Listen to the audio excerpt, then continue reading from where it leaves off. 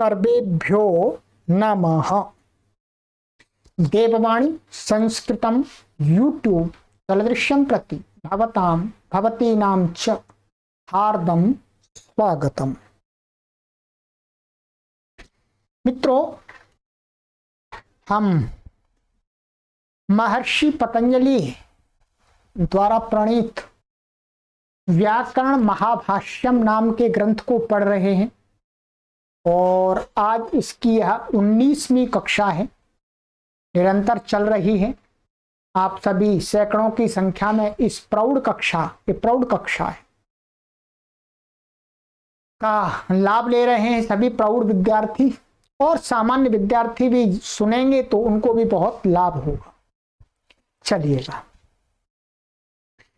गत कक्षा में मैंने आपको महर्षि पतंजलि जी ने चर्चा यहाँ उठाई थी कि शब्दों को हम कैसे पढ़ें, प्रत्येक शब्द को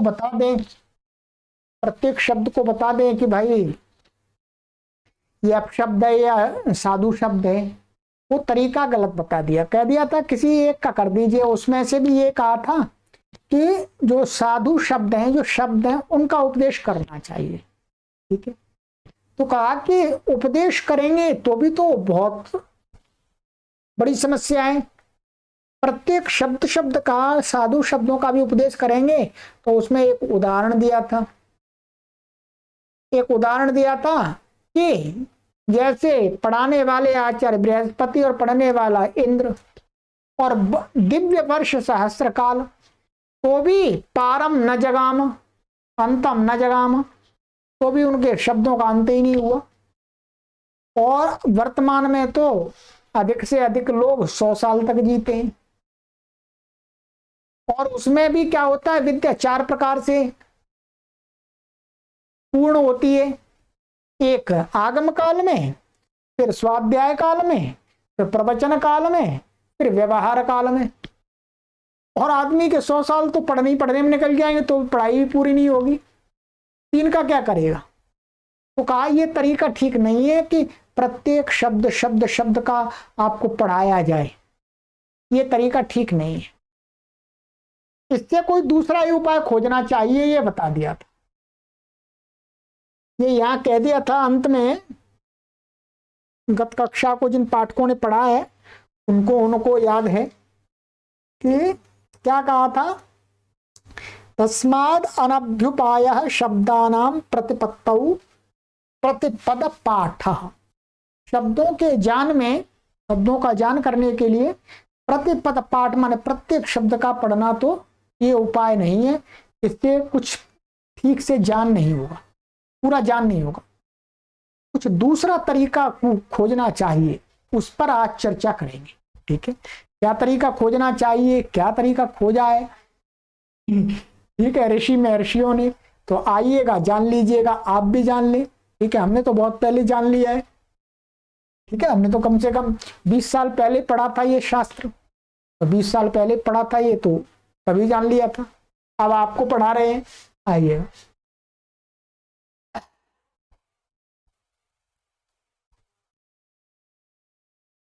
देखिए, कहते हैं कि अब प्रश्न उठता है कि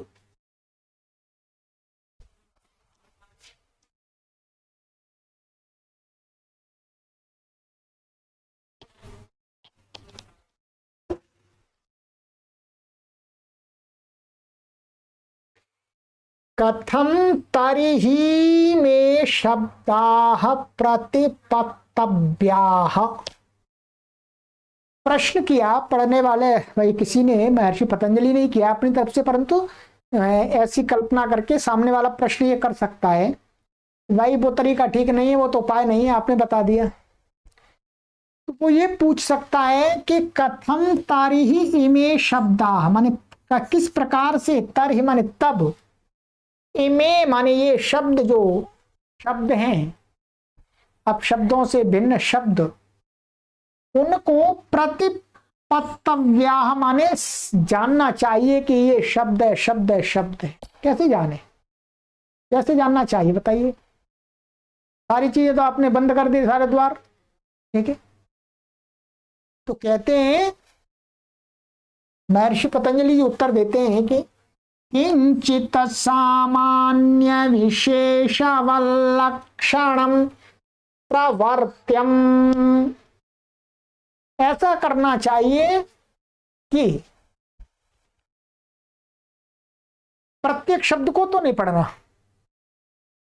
दूसरा उपाय बताते हैं, श्रेष्ठ उपाय। किंचित माने कुछ, कुछ माने सामान्य विशेषवत लक्षणम शास्त्रम, माने ऐसा शास्त्र की रचना करनी चाहिए कि जिसके अंदर सामान्य नियम और उसके विशेष माने अपवाद नियम हो। एक एक सामान्य नियम से लाखों लाखों शब्दों का ज्ञान हो जाए और एक अपवाद नियम से भी हजारों हजारों शब्दों का ज्ञान हो जाए। ऐसे लक्षण माने सूत्र वाला, सूत्र बनाने चाहिए, सूत्र वाला शास्त्र बनाना चाहिए। ठीक है, जिसके अंदर सामान्य और विशेष, सामान्य का अर्थ होता है, व्याकरण यदि आपने पढ़ा हुआ है थोड़ा बहुत, तो सामान्य सूत्र होते हैं उत्सर्ग सूत्र और विशेष सूत्र होते हैं अपवाद सूत्र। वैसे तो ये कक्षा उन्हीं को पढ़ाई जाती है जिन्होंने अच्छा व्याकरण पहले प्रथमावृत्ति, काशिका आदि को पढ़ लिया है, परंतु हम सभी को ही पढ़ा रहे हैं। सारा नहीं आएगा, 100% नहीं आएगा तो 40% तो आ जाएगा। हम अपनी तरफ से बताने का प्रयास करते हैं। ठीक है, तो अष्टाध्यायी शास्त्र के अंदर कुछ सामान्य सूत्र हैं, कुछ विशेष सूत्र हैं, तो उन्हीं को ध्यान में रख करके कह रहे हैं कि ऐसा है, ऐसा शास्त्र बनाना चाहिए शब्दों को बताने के लिए, जानने के लिए, कि उसमें कुछ सामान्य सूत्र वाला कर देंगे, कुछ सामान्य सूत्र बना देंगे, कुछ विशेष बना देंगे, अपवाद बना देंगे, उससे ही ज्ञान हो जाएगा सभी शब्दों का।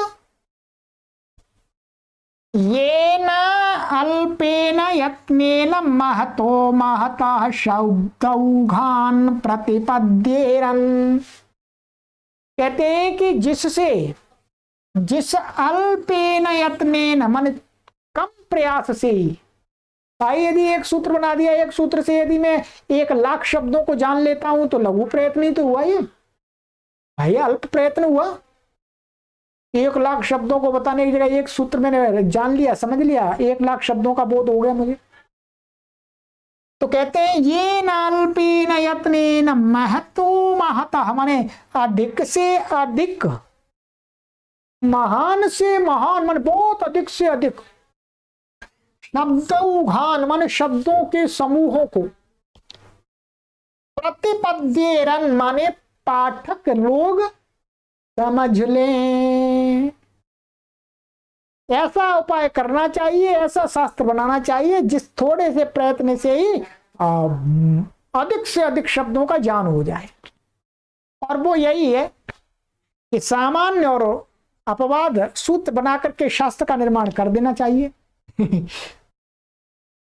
कहते हैं किम पुनस्तत, फिर वो है क्या सामान्य, इसी को बता रहे हैं। सामान्य विशेष पद लक्षण कह दिया आपने, तो वो सामान्य और विशेष क्या है, क्या है बताओ।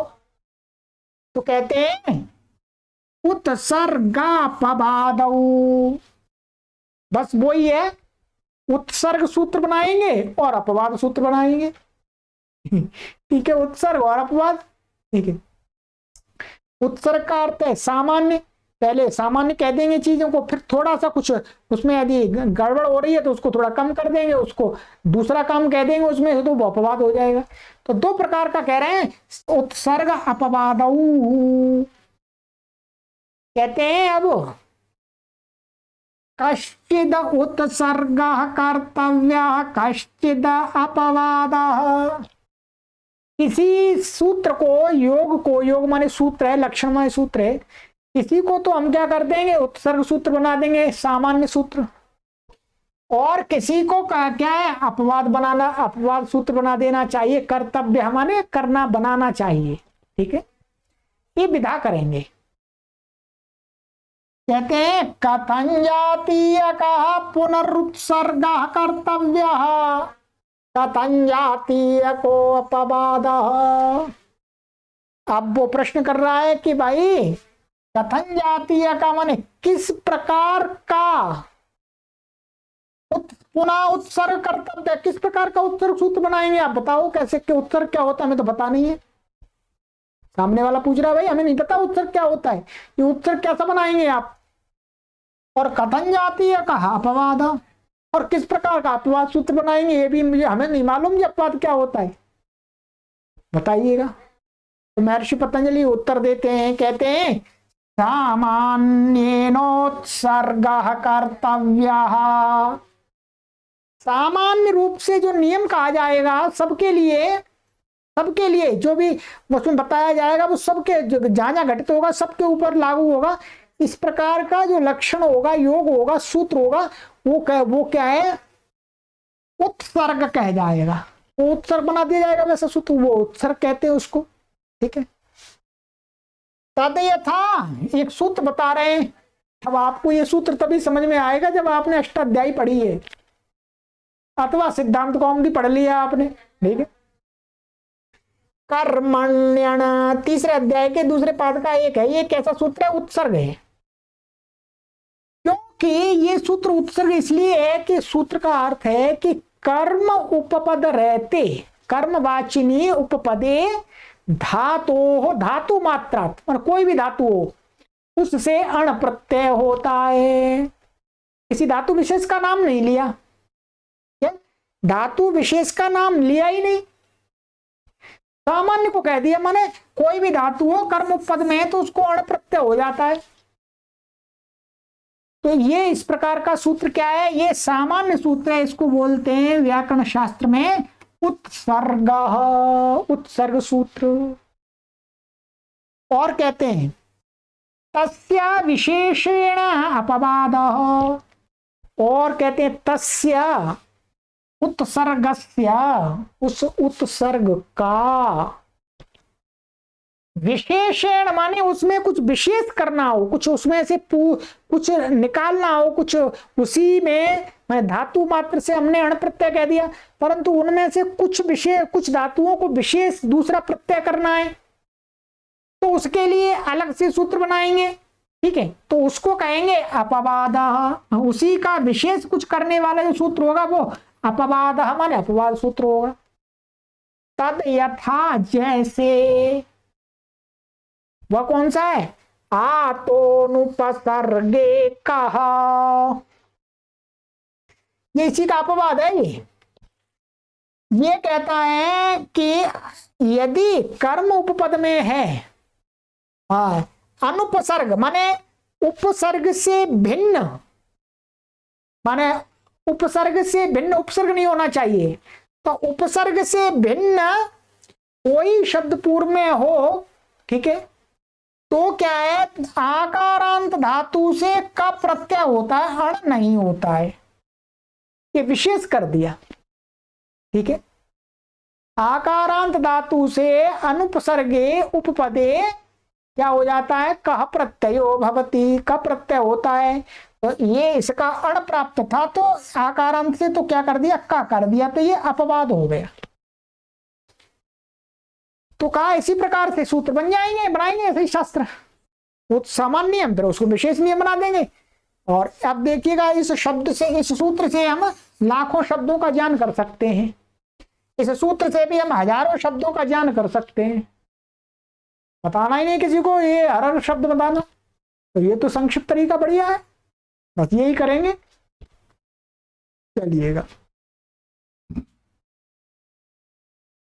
ये बात तो क्लियर कर दी कि भाई ये सूत्र बनाने चाहिए।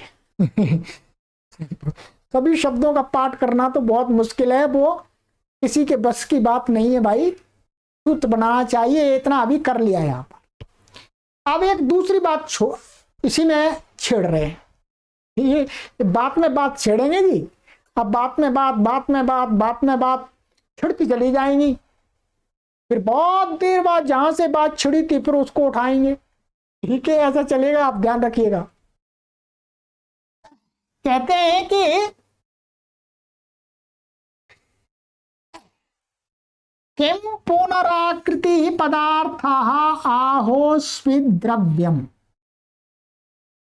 शंका उठा दी एक कि जो पद हैं, जो शब्द हैं, माने पदार्थ, पद माने जो शास्त्र जो संस्कृत है उसमें क्या है, जो शब्द है उसकी क्या है, पद संज्ञा है, चाहे वो तिगंत हो चाहे सुबंत हो, क्या होती है उसकी सुप्तिगंतम पदम से पद संज्ञा है। तो प्रत्येक शब्द संस्कृत का पद है, ध्यान दीजिएगा। क्या है, प्रत्येक शब्द संस्कृत का क्या है, पद है। ये सभी पद हैं, ये सब पद हैं, चाहे तिगंत है चाहे सुबंत है, चाहे उपसर्ग अनुपसर्ग निपात कुछ भी है, वो सब पद हैं। और यहां का पदार्थ, पदार्थ का अर्थ आप कुछ दूसरा मत सोच लीजिएगा कि पदार्थ माने ये कुछ कह रहे हैं, ऐसा पदार्थ का अर्थ है तो शब्द का अर्थ, ध्यान दीजिएगा। पदार्थ माने पद तो ये हो गया, ये पद हो गया, ये सभी शब्द क्या है, पद हैं। जैसे द्रव्यम उभयम इति आह कथम जायते, ये सभी क्या है, पद है, सुप्तिगंतम पदम से। अब इनका अर्थ होता है, कोई ना कोई तो अर्थ होता है भाई, अर्थ होता है, वही क्या कहलाता है, यहां पदार्थ कहा गया, पदार्थ। पदार्थ माने शब्द का अर्थ ठीक है, नहीं तो पदार्थ सोचने तो लोग कुछ दूसरी चीज सोचने लगते हैं, ठीक है। तो पदस्य अर्थः पदार्थः, पद माने जो शब्द है, व्याकरण शास्त्र के अंदर संस्कृत भाषा का कोई भी शब्द, चाहे तिगंत हो चाहे सुबंत हो चाहे निपात हो चाहे उपसर्ग हो, कोई भी हो, उसका जो अर्थ होता है वही पदार्थ कहलाता है, ठीक है। चलिएगा, अब यहां पर एक शंका उठा दी मित्रों, शंका ये उठा दी, किम पुनः आकृति ही पदार्थः आहोस्विद द्रव्यम। यहां आकृति का अर्थ है जाति,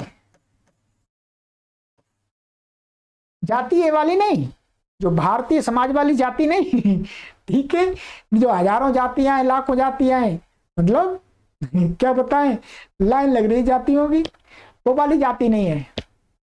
जाति का अर्थ है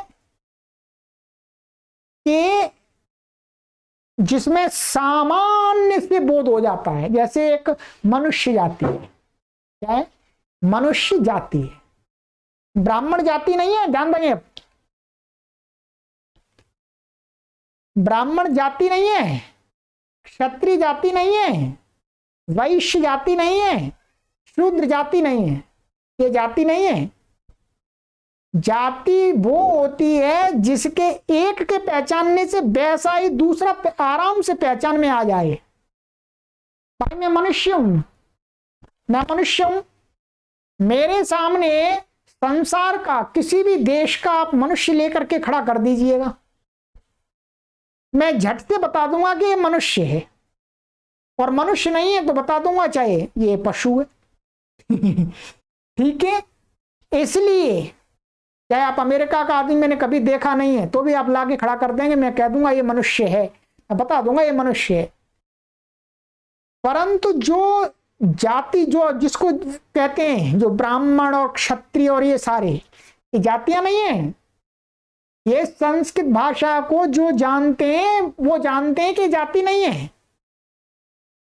जाति इसलिए नहीं है कि मैं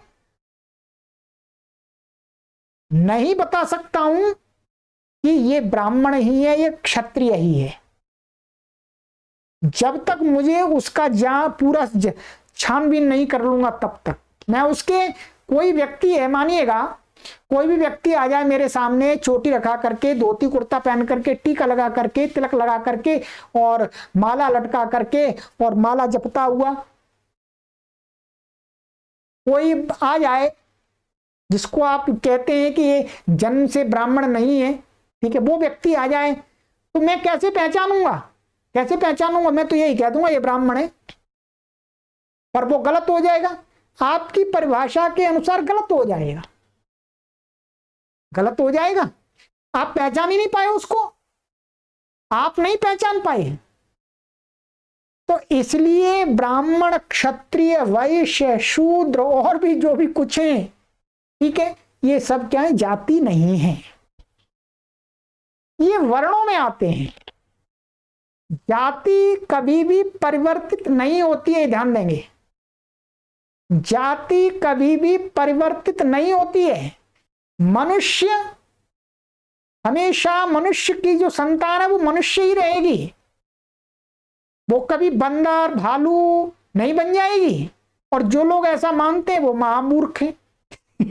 उनको महामूर्ख मानेंगे जी भाई। जो लोग ऐसा मानते हैं कि मनुष्य से बंदर की भी उत्पत्ति हो जाएगी, उनको क्या कहेंगे? उनको बुद्धिहीन लोग कहेंगे। मित्र, इस पॉइंट पर बात कर रहा हूं मैं, ध्यान दीजिएगा, गहरी बात है यहां पर, इसलिए तो क्या है, जाति कभी भी बदलती नहीं है, हमेशा एक जन्म में एक ही जाति रहती है। हाँ, जन्मांतर में, दूसरे जन्म में बदल सकती है। शरीर आपको दूसरा मिल गया, पशु पक्षी का मिल गया तो बदल जाएगी आपकी जाति, परंतु एक जन्म में आप एक जाति से दूसरी जाति में नहीं जा सकते। इस जन्म में मनुष्य जाति में मैं पैदा हुआ हूं तो मैं कभी भी पशु जाति में नहीं जा सकता, पशु नहीं बन सकता। परंतु वर्णों में ऐसा होता है, वर्णों में ऐसा होता है कि आप जिस वर्ण में आपका जन्म हुआ है उस वर्ण से आप दूसरे वर्ण में जा सकते हैं। क्या? जो वर्ण की व्यवस्था है वो कैसी व्यवस्था है? वो हमारे समाज की व्यवस्था है। और जाति की जो व्यवस्था है वो कैसी व्यवस्था है? वो एक ईश्वरीय व्यवस्था है। आप सामाजिक मनुष्यकृत व्यवस्था को बदल सकते हैं, परंतु ईश्वरीय व्यवस्था को कैसे बदल देंगे? इसलिए आप हमेशा ध्यान रखिएगा कि ब्राह्मण माता पिता के घर में जन्म लेने से कोई ब्राह्मण नहीं बनता है, क्षत्रिय माता पिता के घर में जन्म लेने से कोई क्षत्रिय नहीं बनता है। वो जैसे कर्म करेगा उसके अकॉर्डिंग उसका वर्ण निर्धारित होगा, वो जाति नहीं है। ध्यान रखना, जाति क्या है? मनुष्य जाति है। क्या है? मनुष्य जाति है। तो यहां पर कह रहे हैं कि जो जाति है, कि जो पद का अर्थ है वो जाति में है, या आकृति का अर्थ जाति, ठीक है, आकृति का अर्थ क्या है? जाति, अथवा द्रव्य माने पदार्थ, ठीक है। जाति हमेशा एक होती है। क्या होती है? जाति हमेशा एक होती है, और जो पदार्थ होते हैं वो अनेक होते हैं, द्रव्य होते हैं, अनेक होते हैं। मनुष्य जाति संसार में एक ही है, क्या ध्यान रखें, मनुष्य जाति संसार में एक ही है, पशु जाति संसार में एक ही है, ठीक है। फिर उसके अंदर भेद हो सकते हैं अलग अलग, ठीक है, पर मनुष्य जाति एक ही है। जब जाति की बात करेंगे तो जाति हमेशा एक होती है, और जो द्रव्य होते हैं वो अनेक होते हैं, ठीक है, अनेक होते हैं, भिन्न भिन्न होते हैं। और क्या है, जो द्रव्य होता है वो हमेशा जाति में ही रहता है, द्रव्य हमेशा जाति में ही रहता है। अब आपको ये देखना है कि यहां पर ये शंका उठाई इन्होंने कि किम पुनराकृति पदार्थ आहोस्वेदा द्रव्यम, कि शब्द शास्त्र के अंदर, इसके अंदर जो शब्द हैं उनका जो अर्थ है वो जाति है, आकृति माने जाति है, अथवा द्रव्य है। ध्यान दीजिएगा, जब हम कोई शब्द बोलेंगे तो वो जाति का बोध कराएगा या द्रव्य का बोध कराएगा, ठीक है, किसका बोध कराएगा? द्रव्य का बोध कराएगा। तो कहते हैं कि उभयम इत्याह, कि शास्त्र में शब्द का अर्थ माने पदार्थ वो है, पद का अर्थ है वो जाति भी है और द्रव्य भी है। क्या? जाति भी है और द्रव्य भी है। समझ में आ गया इतना? तो दूसरा मैंने जो एक प्रसंग से, थोड़ा सा प्रसंग से रिलेटेड चीज थी वो बता दी, आपको समझ में आ गई होगी लोगों को, ठीक है। लोगों के दिमाग में जानी चाहिए चीज, सत्य बात जानी चाहिए। तो कहते हैं किम पुनराकृति पदार्थ अवस्थित द्रव्य, माने जो शब्द शास्त्र में शब्द का जो पद का अर्थ है वो जाति है, माने एक माने कोई शब्द बोलेंगे उसका अर्थ हम जाति में देखेंगे अथवा द्रव्यों में देखेंगे, अनेक अनेक अनेक में अनेकत्व हमको प्रतीत होगा। तो कहते हैं उभयम इत्याह, दोनों हैं।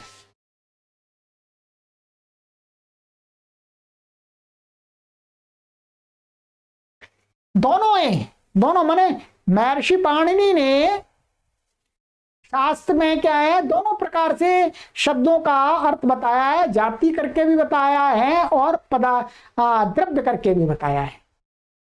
कथम जायते, भाई आप ये कैसे बता सकते हैं, कैसे कह सकते हैं कि दोनों हैं, कैसे कह सकते हैं? उत्तर देते हैं उभयथा ह्याचार्येण सूत्राणि पठितानि, कि आचार्य जी ने माना महर्षि पाणिनि जी ने उभयता माने दोनों प्रकार से सूत्रों का पाठ किया है। दोनों प्रकार के सूत्र बनाए हैं जो जाति में भी व्यवस्था करते हैं और व्यक्ति द्रव्य में भी व्यवस्था करते हैं। ठीक है, कहते हैं आकृतिम पदार्थम मत्वा, माने शब्द का अर्थ जाति मान करके भी किया है। जैसे जात्याख्याय मेकस्मिन् बहुवचन मन्यतरस्याम इत्युच्यते। ये जो सूत्र है ये क्या है, जाति में विकल्प करके बहुवचन करता है, क्योंकि जाति एक होती है। इसका अब आपको वहीं पर पढ़ना पड़ेगा प्रथमावर्ती आदि। जाति एक होती है, जैसे हमने बताया मनुष्य जाति एक होती है। ठीक है, तो वैसे ही कहते हैं कि जो महर्षि पाणिनि ने ये जो सूत्र बनाया है, जाति को माने जाति में एक वचन प्राप्त था तो विकल्प करके उसको बहुवचन कर दिया, अर्थात जाति को भी मान रहे हैं पदार्थ। ठीक है, पदार्थ माने शब्द का अर्थ जाति भी मान रहे, तभी तो उसमें बहुवचन कर रहे हैं विकल्प से। और इति उच्यते द्रव्यम पदार्थम मत्वा स्वरूपाणाम शेष एक विभक्तौ इत्येक शेष आरभ्यते। कहते हैं और जो स्वरूपाणाम एक शेष एक विभक्तौ, वहां पर क्या है, द्रव्य को मान करके वहां पर एक शब्द को रखा गया है। माने कई द्रव्यों के लिए कई शब्द प्रयोग होने चाहिए थे, तो उसमें व्यवस्था दी कि नहीं, कई द्रव्य एक जैसे हैं, उनके लिए कहने वाले शब्द तो उनमें भी एक ही शब्द प्रयोग होगा।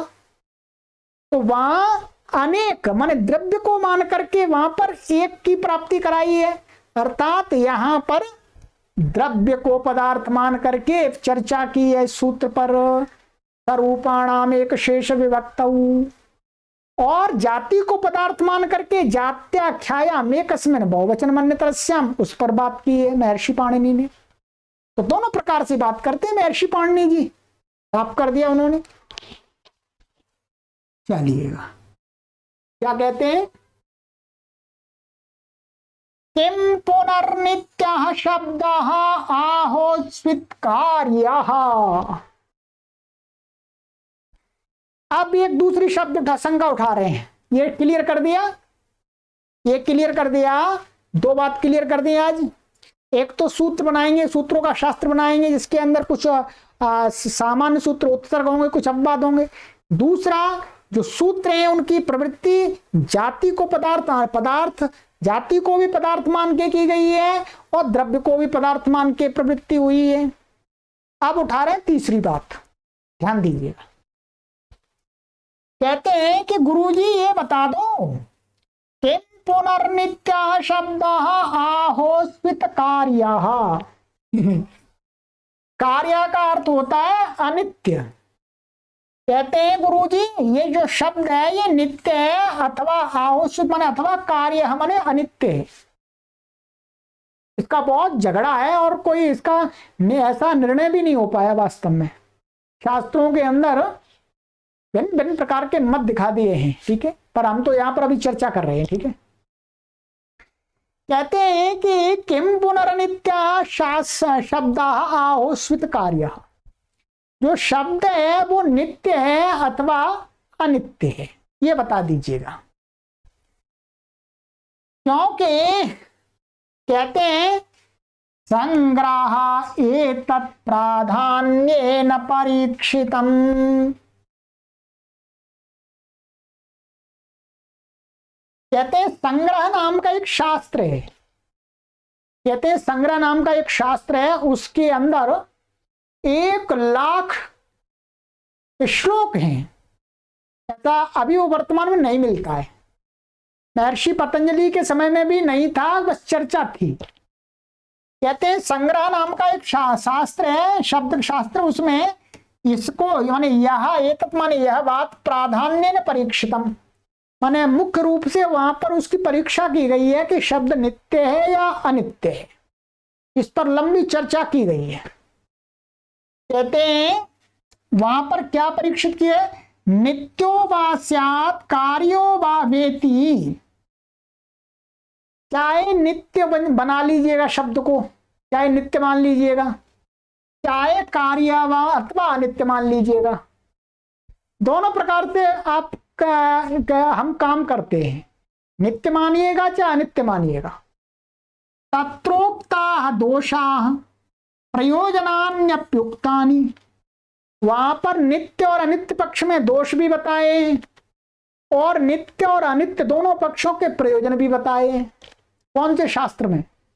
इस संग्रह नाम का कोई शास्त्र था जो वर्तमान में उपलब्ध नहीं है। कहते हैं इसके अंदर 1,00,000 श्लोक थी। होगा जी, क्या था? पहले तो बड़े बड़े शास्त्र थे। तत्र तो एषा निर्णयः,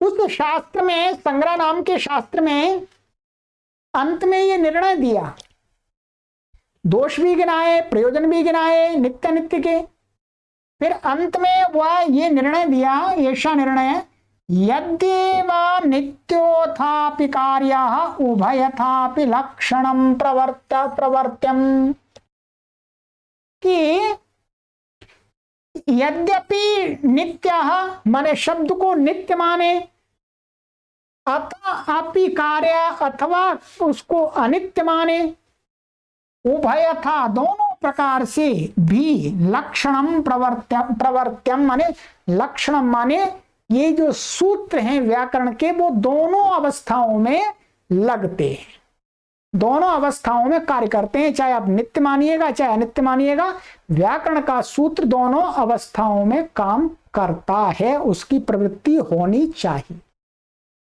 ठीक है, तो इसमें ऐसा है कि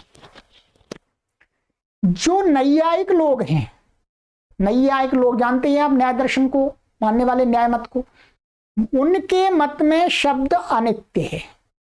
ध्यान दिया, उनके मत में शब्द अनित्य है। क्यों? क्योंकि वो ध्वनि को शब्द मानते हैं। और जो वैयाकरण है और मीमांसक लोग हैं, इनके मत में शब्द नित्य है। ध्यान दीजिएगा, क्या? शब्द नित्य है। वैयाकरणों के मत में स्फोट रूपी शब्द नित्य है। ध्यान दीजिएगा, स्फोट रूपी शब्द नित्य है। और मीमांसकों के मत में शब्द के जो वर्ण है, तो वर्ण रूपी शब्द नित्य है। जैसा शब्द है वो नित्य नहीं है। मानिएगा, मीमांसकों की बात बोल रहा हूं मैं, मानिएगा ये गौ शब्द है, ये ठीक है, गौ शब्द में ये ऐसा का ऐसा ही रहेगा, ये नित्य नहीं है। इसके अंदर जो क्या है, गा और ये आऊ और ये विसर्ग, ये वर्ण नित्य हैं। तो वहां वर्णों को शब्द मान करके नित्य माना है मीमांसकों ने। ठीक है, और वैयाकरणों के मत में गौ शब्द जो स्फोट रूपी शब्द है, स्फोट, ध्वनि नहीं स्फोट, वो नित्य है। और नैयायिकों के मत में ध्वनि है, वो अनित्य है। ये तीन मत मुख्य रूप से शब्द के विषय में प्रचलित हैं, वो मैंने आपको बता दिए।